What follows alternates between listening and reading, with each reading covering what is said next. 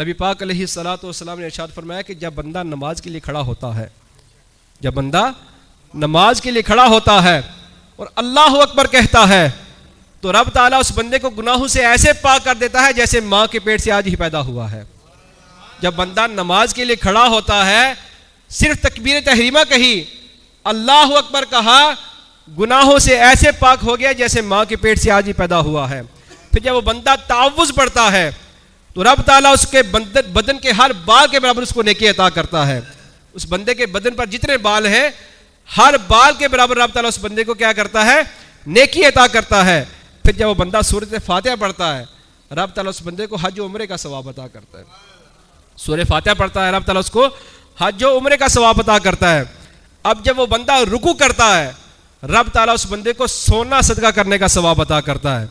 फिर फरमाया कि जब रुकू करने के बाद वो बंदा सुबहान रब्बियल अज़ीम पढ़ता है, सुबहान रब्बियल अज़ीम पढ़ता है, तो आसमान से रब ताला ने जितने भी किताबें नाजिल की हैं, उन सारी किताबों की तिलावत करने का सवाब रब ताला उस बंदे को अता कर देता है।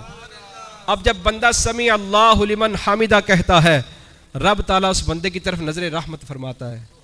रब ताला उस बंदे की तरफ क्या करता है, नजर रहमत फरमाता है।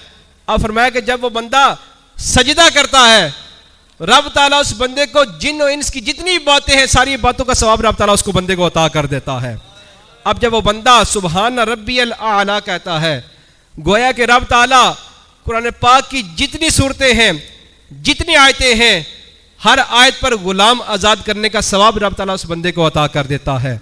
अब जब वो बंदा तशहुद पढ़ता है, अत्ताहियातु लिल्लाहि वस्सलावातु, जब वो बंदा ये पढ़ता है, रब ताला उस बंदे को साबरू जितना सवाब अता करता है।